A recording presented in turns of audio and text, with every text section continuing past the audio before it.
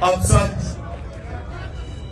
جتنے بھی لوگ بیٹھے ہیں، ہماری خواتین بھی، اللہ نے ہم سب میں لیڈر بننے کی صلاحیت دی ہے.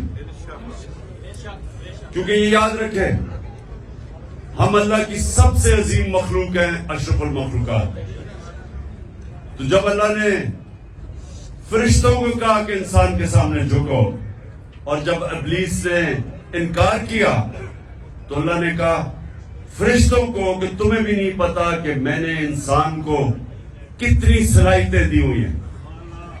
مشکل اور مسئلہ یہ ہے کہ ہمیں بھی نہیں پتا کہ اللہ نے ہمیں کتنی صلاحیتیں دی ہیں. اور وہ کیوں نہیں پتا؟ کیونکہ ہر انسان کے سامنے دو راستے ہوتے ہیں. آپ جب نماز پڑھتے ہیں تو آپ صرف ایک چیز مانگتے ہیں کہ اللہ ان کے راستے پہ لگا جن کو تو نے نعمتیں بخشی. اس راستے پہ نہیں جو تباہی کا راستہ ہے. تو جو تباہی کا راستہ ہے، نوجوانوں سنو، یہ ہاتھ ادھر نہ لاؤ، سنو میری بات. تمہیں یہ یاد رکھو جو میں باتیں کہہ رہا ہوں، اور خاص طور پہ نوجوانوں کے لیے، یہ آپ کی ساری زندگی کام آئیں گی اگر آپ کو سمجھ آ گئی. آپ کی سامنے ہمیشہ دو راستے ہوتے ہیں. ایک آپ کی عظمت کا راستہ ہے، ایک آپ کی تباہی کا راستہ ہے.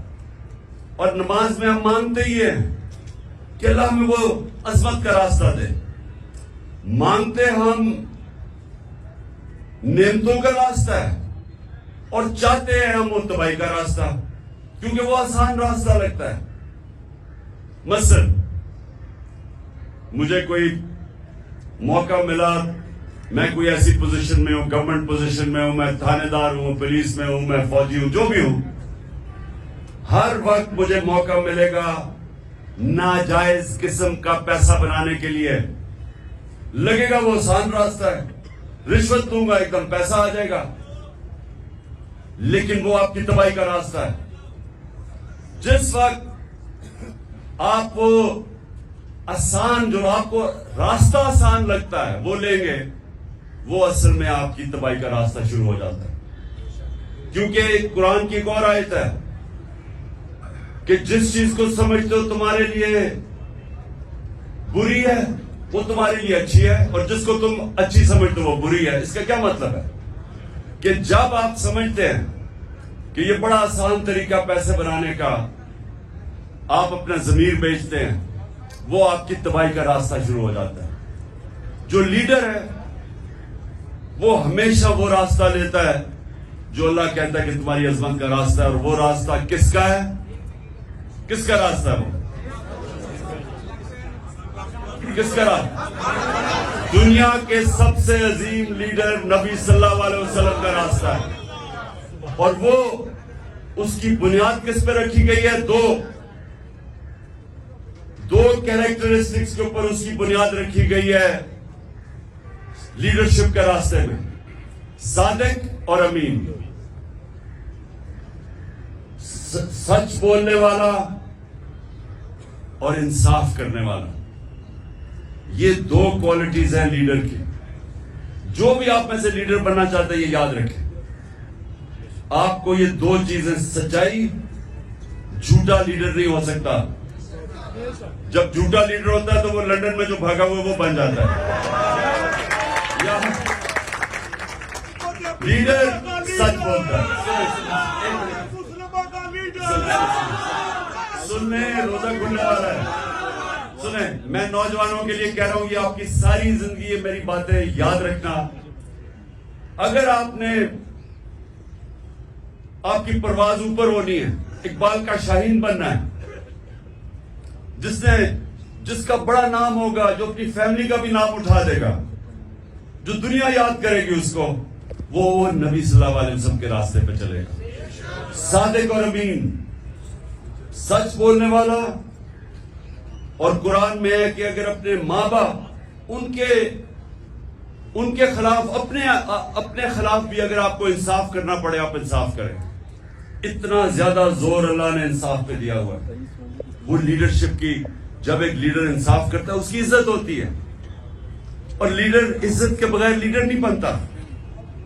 تو یہ آپ نے باتیں یاد رکھنی ہیں. کئی دفعہ ہوتا ہے جی وہ میرا دوست کہہ رہا ہے تو چلے میں جھوٹ کا ساتھ دے دوں، میں سفارشی کسی کے لے لوں. جب آپ کسی کا مثلا آپ ٹیم سلیکشن میں سفارشی لے کے آتے ہیں تو آپ کسی کا حق مارتے ہیں. جب آپ حق مارتے ہیں اوپر والے کی برکت نہیں آتی، کیونکہ سارا کامیابی تو اوپر والا دیتا ہے. تو اللہ جب دیکھتا ہے کہ کسی کا کوئی حق مارا ہے، بدنیت ہے انسان، اس کو کامیابی نہیں ملتی. تو میں نے صرف آج آپ کو یہ کہنا تھا نوجوانوں کہ لیڈر دو چیزوں کے اوپر اس کی بنیاد رکھی جاتی ہے. صادق اور امین، سچا ہوتا ہے. نبی صلی اللہ علیہ وسلم کے پاس ایک قریش آیا، کہتا جی میں 60 سال کا ہو گیا ہوں، میرے لیے مجھے کوئی ایک چیز بتائیں کہ میں مسلمان بھی ہو جاؤں اور میں اپنی عادتیں نہ چھوڑوں. میں اب 60 سال کا اپنی عادتیں نہیں چھوڑ سکتا. تو انہوں نے کہا اگر ایک چیز مسلمان ہونے کے لیے ہے تو سچ بولو. سچ میں بڑی طاقت ہے، کیونکہ اللہ الحق ہے، اللہ سچ ہے. جب آپ سچ بولتے ہیں تو اللہ آپ کے ساتھ کھڑا ہو جاتا ہے، آپ کو وہ طاقت ملتی ہے. وہ کہتے ہیں کہ انگریزی میں کہ one moral man is an army, کہ ایک سچا انسان ایک فوج ہوتی ہے، کیونکہ اس کے پیچھے اللہ کی طاقت آ جاتی ہے. اور دوسرا یہ جو انصاف کرنا ہے، یہ یاد رکھیں کہ وہ ایک ابن خلدون کا اس نے کہا کہ میرا تجزیہ ہے، بہت بڑا عالم تھا، کہتا میں نے جو سارا قرآن پڑھی ہے میرا تجزیہ یہ ہے کہ اللہ نے انسان کو زمین پہ بھیجا ہی ایک وجہ سے ہے کہ انصاف کرو، میری زمین پہ انصاف کرو. یہ دو چیزیں یاد رکھیے نوجوانوں، ان دو چیزوں پہ کھڑے رہو، آپ کی معاشرے میں عزت بڑھنی شروع ہو جائے گی. گاؤں کے اندر ایک لوگوں کو پتہ چلے جی وہ آدمی ہے، جو بھی مسئلے ہوتے ہیں وہ ادھر پہنچ جاتے ہیں ان کے مسئلے حل کرنے کے لیے، وہ سچا آدمی اور صادق اور امین ہے. سارے گاؤں اس کی عزت کرتی. نبی صلی اللہ علیہ وسلم کی نبوت سے پہلے سارے مکہ کے لوگ جانتے تھے کہ وہ صادق اور امین ہے. ابھی نبوت نہیں ملی تھی، لیکن یہ خطاب تھا کہ وہ سچا اور ایماندار اور امانت دار آدمی ہے. اس لیے یہ یاد رکھنا کہ دنیا میں اوپر جانا ہے. اچھا یہ سچ بولنا آسان نہیں ہے، مشکل ہوتا ہے، طاقتوں کا سامنا کرنا پڑتا ہے. آپ کے اوپر یہ جو گھر کے اوپر حملے ہو جاتے ہیں، ٹیئر گیس شیلنگ ہو جاتی ہے، لیکن یہ کوئی فکر نہیں، کیونکہ ہمارے نبی صلی اللہ علیہ وسلم نے بڑی مشکلوں کا سامنا کیا تھا. لیکن پھر ان کی جو آج عظمت ہے، اس لیے ہم آج جان دینے کے لیے اس لیے تیار ہیں کہ ان کے کیریکٹر کی وجہ سے کہ وہ رائے حق پہ کھڑے رہے اور آخر میں ساری دنیا ان کے ساتھ ہوگی. دعا کریں گے اور پھر انشاءاللہ روزہ کھولیں گے.